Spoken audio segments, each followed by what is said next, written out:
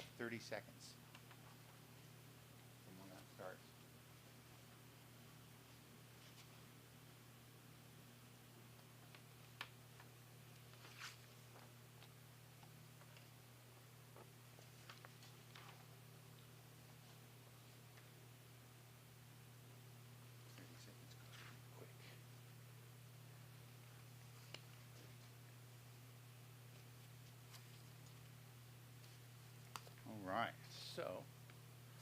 All right, we are back, and I would like to welcome you back to Inland Northwest Native News. I'm your host, Jeff Ferguson, and we are live December 1st. This is the second time that we've done this, and we kind of want to get some feedback from you as far as what some of the topics that we should be covering. There's a handful of things we want to cover today, but the kind of idea is to do something specifically for you that can kind of give you a little bit of hope and keep you going, not only through this pandemic, but pretty much through everything else. You know, here in the Inland Northwest, we've had this big gap that has gone, well, for decades. That news that's happened here that has gone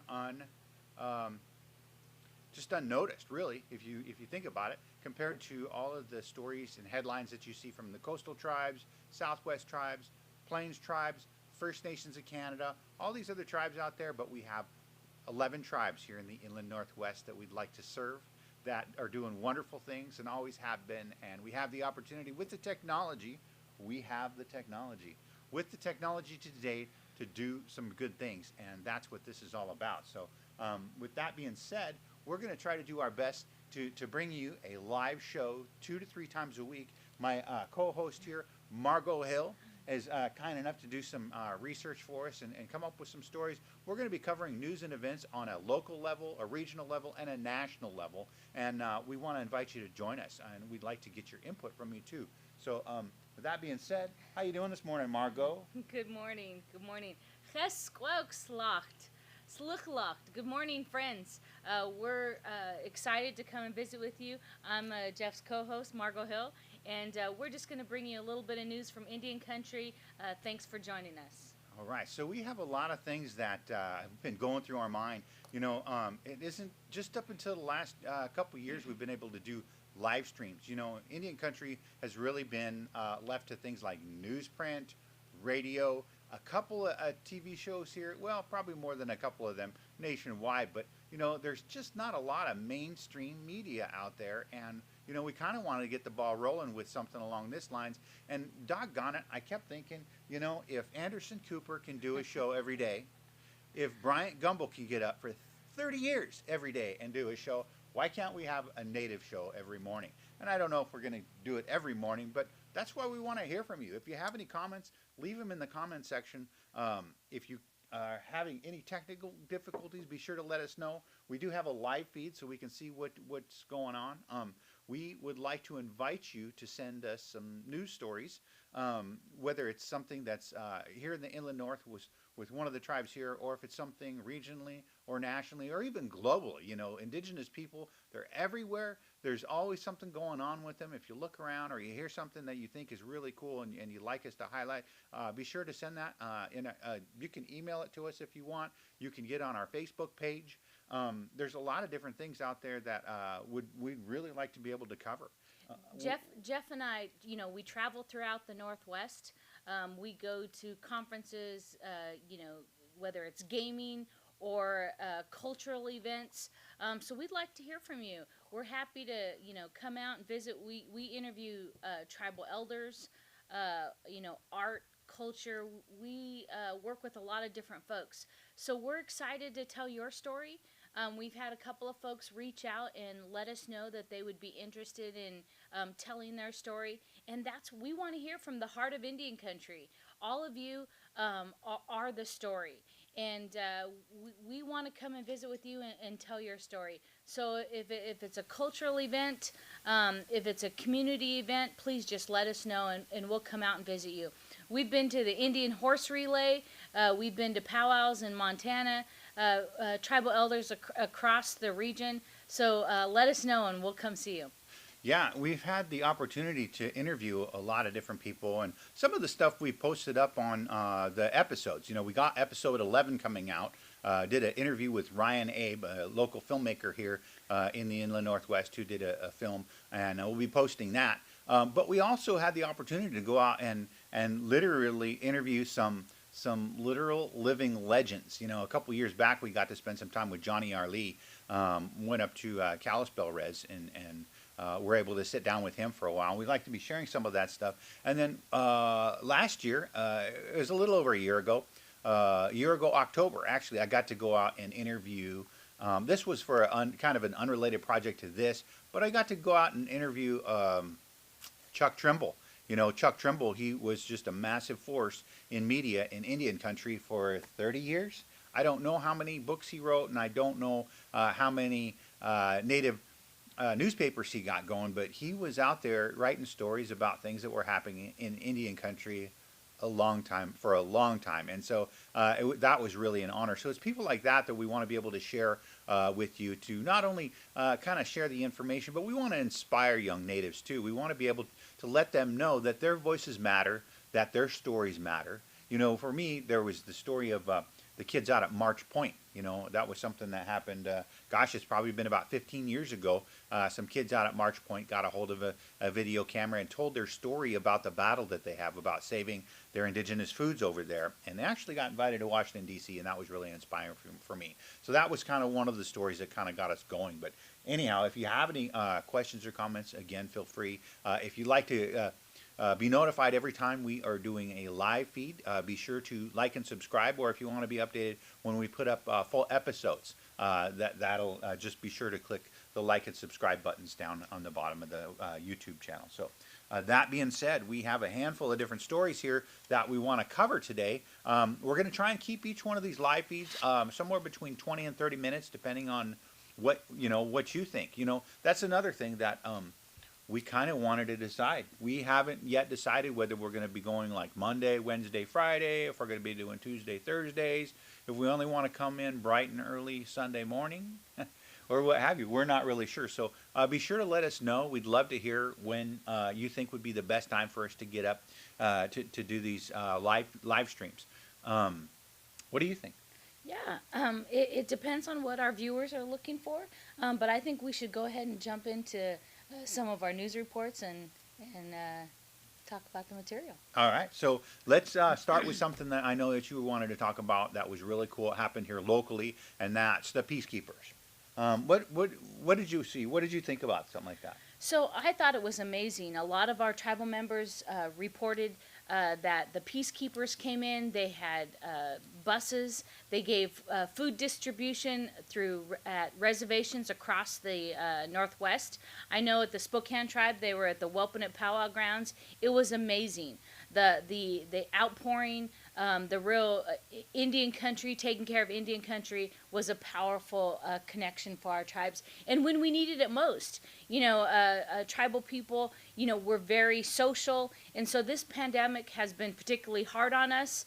We're used to traveling. We didn't have all of our powwows this summer. So for our brothers and sisters to show up from the Yakama Nation, the Peacekeeper Society, to do that food bank distribution was pretty amazing. Yeah, I saw that they were lined up. So we had a flyer that they distributed. I thought was pretty cool. A couple things in here. If you'll take note, we had some really good sponsors in here: the Spokane tribe, the Kalispell tribe, Burlington Northern, BNSF. Those guys were in there. We had a lot of support for these people when they came in, and they in turn brought it. They brought truckloads and truckloads of goods. They had, I saw toilet paper and paper towels and food and hand sanitizers and masks and all sorts of things. And I thought it was really kind of a neat thing. It's stories like that are really inspiring. Fortunately for some people, the pandemic hasn't hit as hard. For some people, it's brought unity. It's been a good motivator for them to get out and do stuff. So I thought that was really cool. Peacekeeper Society, I saw that they had a link on Facebook. It's facebook.com/Peacekeeper Society if you want to check them out. And I think they're still going around. I think they have some other stops that they're going to be doing. But yeah, again, if you have any questions or comments on that, we're going to try to leave the links to the stories that we're doing We're going to have some up. We're still trying to figure out the software with the streaming, that kind of thing. So when we get the links, we'll be sure to put them in. So check back to the live updates. Those will all be in the live feed section of the YouTube channel. So that being said, I know you had some other things that you want to talk about. There was a couple other things before, because I think you want to talk about stuff on a more of a national level, some bigger picture stuff. A couple things I wanted to touch on real quickly. Down on the Nimiipuu Reservation, the Nez Perce Tourism Native Entrepreneur opens gift shop with CDFI support after pandemic halts tourism business. I thought this was a really cool article I saw on Facebook. We'll leave the link to that. Amidst the pandemic, we have people that are still growing out there and still being able to start new business, new entrepreneurship endeavors. So I thought that was kind of cool. Yeah, and tourism is always a mixed bag, but tribes have really been able to capitalize on the tourism industry. If you look at the Coeur d'Alene Tribal Casino, they've been offering cultural workshops in addition to their regular gaming facilities, resort type facilities. They're making moccasins. Leanne is doing baskets. So it's a whole range of cultural activities to complement the business and gaming enterprise side. Yeah, we got to see just over the last couple years that tourism at the Coeur d'Alene Reservation really pick up. Leanne Campbell took over that deal, and their culture and heritage preservation part that they have in the casino was really well done. Really nice big Thule mat lodge right there in the casino. She had the basket classes that we had in previous episodes. That was pretty cool. Yeah, Jeff and I have gone to a couple of sip and paints where we had the opportunity to paint with well-known local artists and getting nationally known, Jeremy Salazar. And so that was an amazing opportunity just to hang out and be able to paint. Yeah, that was kind of fun. Moving right along, we had an announcement they made the other day in the local newspaper here. They announced that the Bunker Hill was going to consider reopening. Now, if you're not familiar, Bunker Hill is a big mine up in North Idaho that has fed one of the tributaries of of Lake Coeur d'Alene. And what it's done over the last, 80 years or so, I think it might have even been a little bit longer than that. They had been mining out there and just dumping their mining wastes into the waterways, and it's actually filled up Lake Coeur d'Alene. The bottom of the lake in Lake Coeur d'Alene is a EPA Superfund cleanup site that the Coeur d'Alene tribe has been fighting to get cleaned up for decades. That was something that happened. That's the headwaters of the Spokane River. I know that we had quite a few people that were involved with the cleanup. Can you talk a little bit about what happened with the maybe Howard Funky and what those guys had going over there? So we had a number of attorneys that worked nationally to clean up a Superfund site. Across our Indian reservations, we are more vulnerable to environmental pollution. We often have federal agencies that help make those decisions. Mining companies come onto the reservation. They mine for different minerals, and often they don't do a good job cleaning up. So tribes are left with these cleanup situations that often get ignored. And so we really try to work with federal agencies like Environmental Protection Agency. EPA has a trust responsibility to help clean up those Superfund sites. And so on reservations across the Northwest, if you're talking about the Spokane Indian Reservation or the Coeur d'Alene tribe, we often have sites that get ignored. And mining companies have shell companies, and they just pull out without cleaning up the mess they made. I know a couple times over the last decade, they've had other people that came in and wanted to reopen Bunker Hill. This last administration opened up waterways to dump mining waste into, and that's something that could possibly be devastating. They never cleaned up the bottom of Lake Coeur d'Alene, and as a result of that, they've got just sludge down there.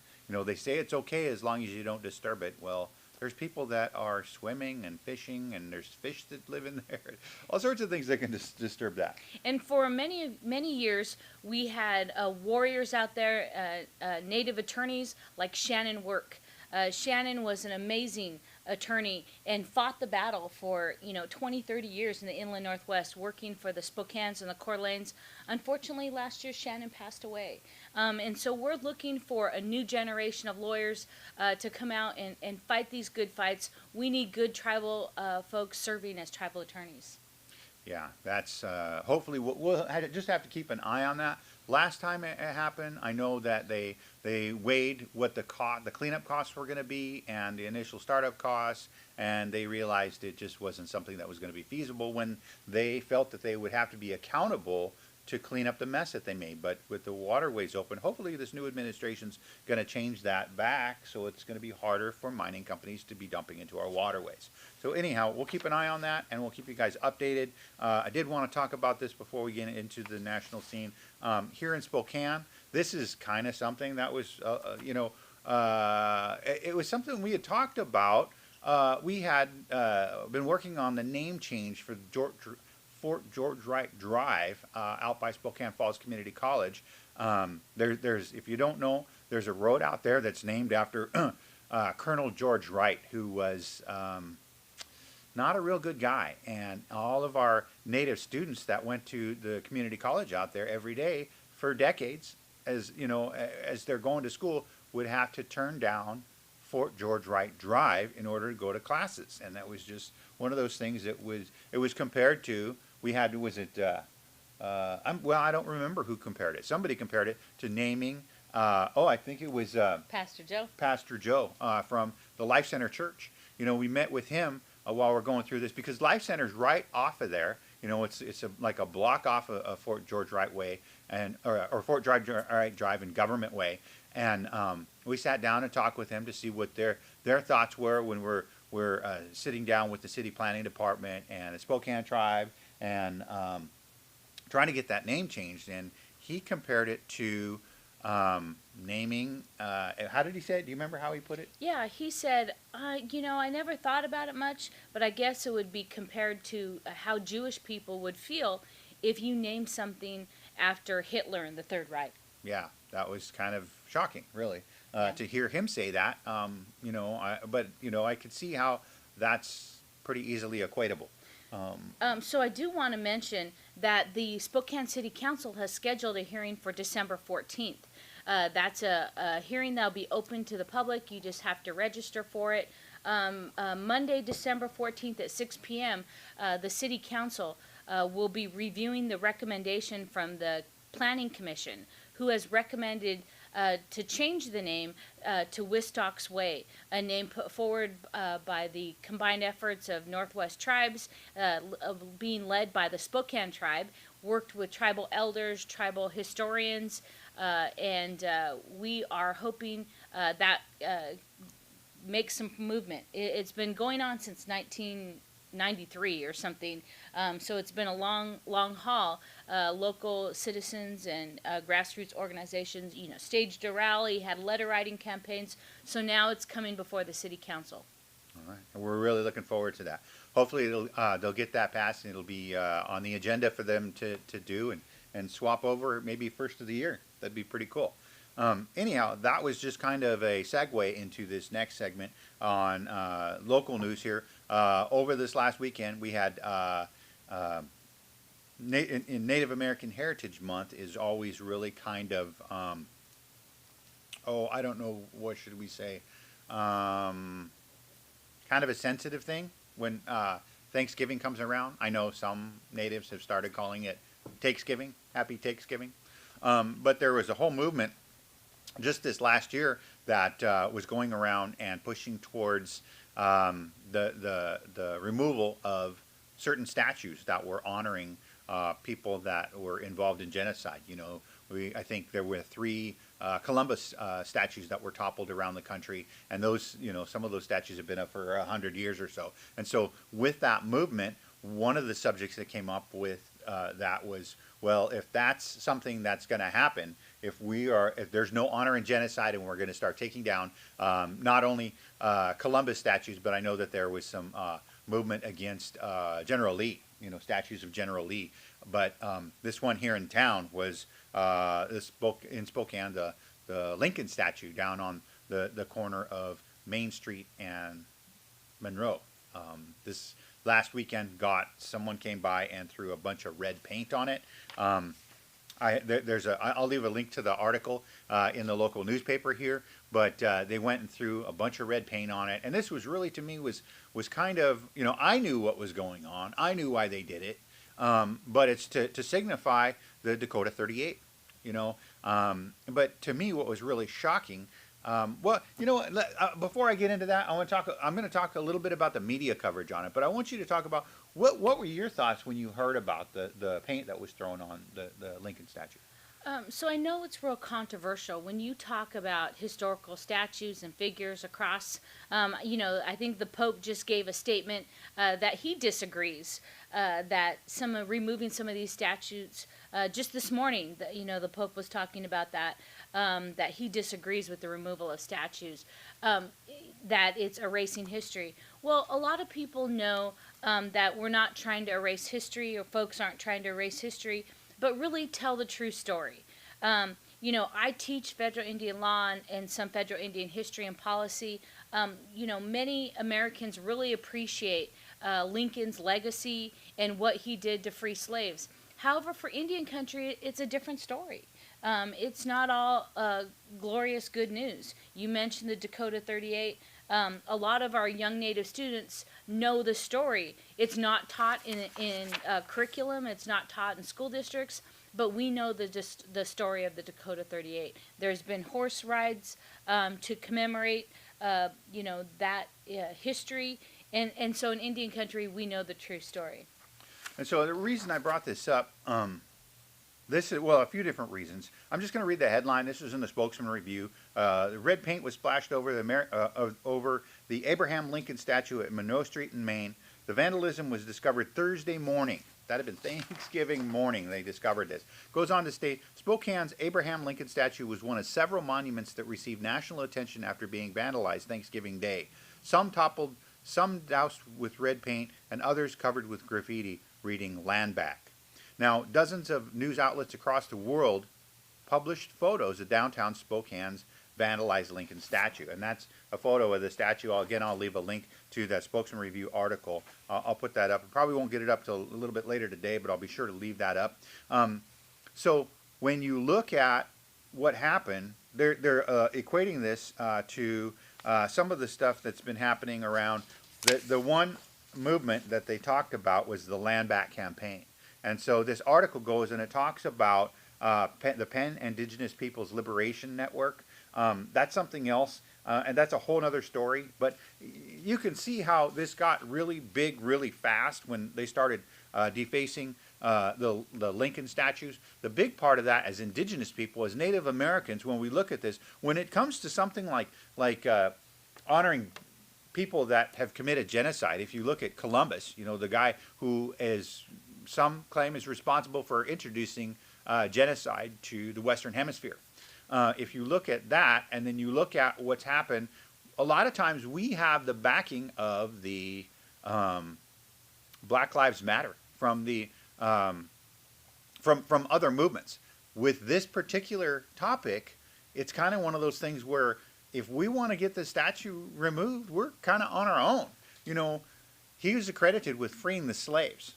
So that's going to be something that we're going to have a hard time getting the Black Lives Matter people on board with, So, again, when we look at being natives in this country, we're less than 2% of the population. So if we want to see that kind of change, we have to enlist all of our non-native allies, whether it's Black Lives Matter, whether it's, pretty much anybody, because we're such a minority.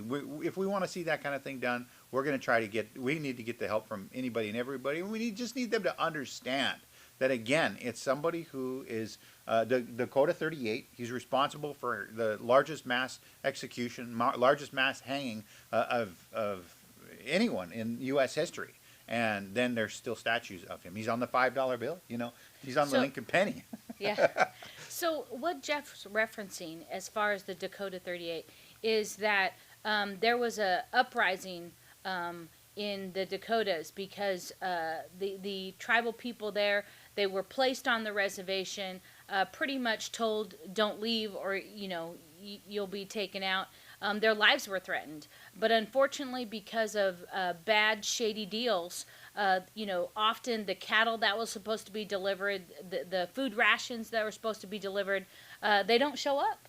And so the tribal people, they can't leave the reservation, and at that time they couldn't leave the reservation to hunt and feed themselves. They were forced to be on in these reserved areas, and the people were hungry. And so that was the uprising. They escaped. They went and they left the area to go and feed their families. Unfortunately, they were captured and threatened. And actually, it was a larger number than 38. So Lincoln may have saved 40 or 50 of them, but there were 38 Indians that were hung, and people stood around and watched it. Our students know that what the Dakota 38 is, and what a different side of the Lincoln legacy is that there was a mass execution, and American citizens stood around and watched as these Indians were hung for simply just trying to provide food for their family.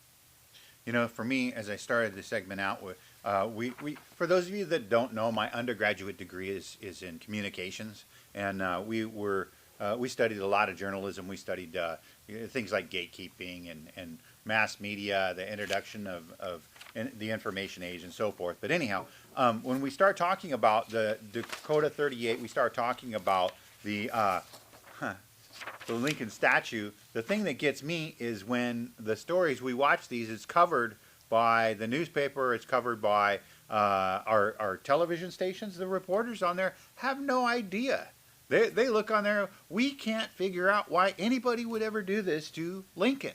Well, that's because of the generations of history, of inaccurate history that's been taught to the American children, well, since the beginning. They say history is written by the winners, and that holds so true to today. When something like this happens and nobody knows why, well, the majority of people, even the newscasters, don't know why somebody would do this, then you know that there's a segment of our history that's being left out and should be taught to our children. And I know that Washington State, just the past couple of years, has had a big push. We have 29 tribes in Washington that are federally recognized, and they're really pushing to teach the true and accurate history of the Washington State tribes here, and that's really kind of inspiring. So. Okay. Yeah. So I'd like to move on to a little bit of a different story. So good news. Indian country is we're making great things happen. Starting tomorrow, December 1st, local Spokane tribal citizen Don Pullen will be starting with the Washington State Patrol as the Eastern Washington Tribal Liaison. This is for the Murdered Missing Indigenous Women and Peoples movement. Jeff, the funding was put forward, and due to the pandemic, the funding was cut. And so the Western Washington tribal liaison, that's Patty Ghost, a former law enforcement official, was hired by the Washington State Patrol to investigate and find folks that go missing, and really assist the police in those efforts and those investigations. So we're excited to say, COVID, the funding was cut, but because of letters sent by local tribes, native state legislatures, that funding was reinstated. And so tomorrow, Don Pullen will be starting to assist law enforcement on finding murdered, missing Indigenous women. That's really exciting. Yeah. That's really exciting. We have, and you might want to talk a little bit about this. We have one case here in particular that was picked up. Can you talk a little bit about that? Yeah, so a year ago, from summer, we had a Northern Cheyenne citizen, Marlene, who was here in Spokane. She was found in an alley, half clothed, and the issue was there was no investigation. They often write us off as we're addicts or women that really maybe don't deserve an investigation. There was no media coverage, and it's a really sad situation. We have a lot of people that go missing. Often, human traffickers prey on folks that are in foster care. The 70s swoop, we know that a lot of Indians went out of Indian homes and went into white foster care, leaving these young people vulnerable. What comes to mind when I think about that, because it's not the first time I've heard that. I've heard it over and over. We have thousands of open cases. We have probably close to 400 now since this time last year of missing and murdered Indigenous women cases in the state of Washington. That's astronomical. That's more than one a day. That's really, in a lot of ways, gross. But what comes to mind when we start talking about that is, I always think, I was sitting there watching CNN, and right on the screen before me, there was a hiker, a non-native woman in Hawaii that went missing. She went missing for like 2 weeks. They had hundreds of people out looking for this one woman. And when it comes to native women, we have thousands of cold cases that no one bothers to look for. We did have some positive things to change that, things like the Savannah Act and getting liaisons for, like, in Washington State, people like Patty Ghosh. And so that's really, it's a step in the right direction. It's a really small, it's kind of chipping away at an iceberg, but it's a step in the right direction. If we can get some momentum with this, if we can keep the funding up, if we can make it part of all states' budget that we have money for that, then that would really help. And it's national legislatures like Deborah Holland, American Indian, that's representing Indian country, that's helping getting Savannah's Act and Invisible No More passed. People don't pay attention to Indian country, but now that we have two national U.S. Congresswomen, Sharice Davids and Deborah Holland, it really makes a big difference. And so we're getting that legislation passed. So, Jeff, maybe let's take a turn and look at a little bit of a national news. One of the cases that I wanted to talk about a little bit is United States versus Cooley. This is a case that has been picked up, the Ninth Circuit case. The U.S. Supreme Court has granted cert. So they are going to review the case law. This was a situation on the Crow Indian Reservation here in Montana, in southern Montana. And it was a case where tribal law enforcement came upon Josh Cooley, and he was, it was in the middle of the night. And it was very suspect. His truck was parked along offside the road in the middle of the night. Tribal law enforcement came upon the situation. The question has to do with search and whether that search will hold up. Tribal criminal jurisdiction is very limited under the Oliphant case, so our law enforcement officers often have limited ability to deal with these non-Indians that come on the reservation. This is a very significant case. In this situation, there was a truck in the middle of the night. Tribal law enforcement came up. There was drugs. There was weapons, and there was a 2-year-old child in the vehicle. So this officer, handled the situation very carefully, questioned the individual. We have a right to detain non-Indian individuals, but there's a question as far as criminal jurisdiction, whether you can search and seize or arrest in all of these situations. So this really has some big implications. We understand Terry stops as to you can stop and detain somebody and frisk them if it's a dangerous situation. Clearly, if there's drugs and weapons and the safety of a 2-year-old child, it's important that tribes have this authority. And it really has big implications for human trafficking. One of the biggest problems I know when it comes to things like Oliphant is the checkerboarding. When you look at a reservation that has multiple jurisdictions, and you look at people that get stopped in those areas, they don't always, the law enforcement agencies aren't always as cooperative as they could be. And so that hinders prosecution, that can taint evidence, that can do a lot of different things that end up allowing people that in normal society would be doing time to walk free. And especially on reservations, that's something that needs to be changed, especially to help protect, I tend to think of reservations as sanctuaries for Native people, because that's where those are our lands. They're reserved, set aside for us, and they should be safe places for us to go. We shouldn't have to worry about people that exploit those loopholes. And so that makes, like you said, for very dangerous situations. So thank you for bringing that. That's a great story. Yeah, we reserve those lands for ourselves. Nobody gives us land. But I got to tell you, our tribal law enforcement are highly trained. They go to FLETC, the Federal Law Enforcement Training Academy out in Arcadia, New Mexico. They don't have to take a backseat to anybody. They have skills and knowledge. They are highly trained law enforcement officers. So to treat them as less than other law enforcement is just ridiculous. They are knowledgeable. They are hardworking. A lot of them are military veterans. They've served in our United States Armed Services. And so a big shout out to tribal law enforcement because they do a lot to protect Indian country. And so this U.S. v. Cooley will be going up to the Supreme Court. We've had a couple of wins at the Supreme Court. So hopefully we'll maintain that because being able to protect our our tribal citizens is really important. So we'll be looking for that case in a few months from the Supreme Court. Great.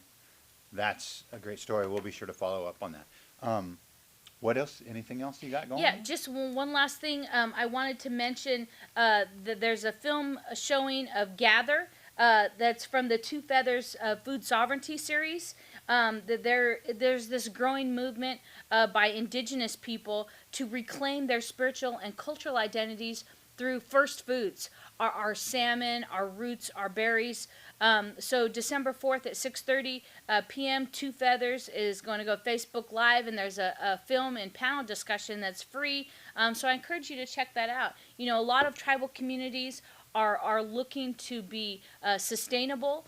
They're growing their own crops. They're teaching their young people about their first foods, how to harvest, how to gather. If you're talking about huckleberries up on the Kalispell Reservation, Melody Wynn and different folks, Elizabeth Campbell, your cousin, and teaching these first foods, the Coeur d'Alene tribe with their water potatoes. We are looking back to our first foods to be more sustainable. So we're not looking to the grocery stores for everything we eat.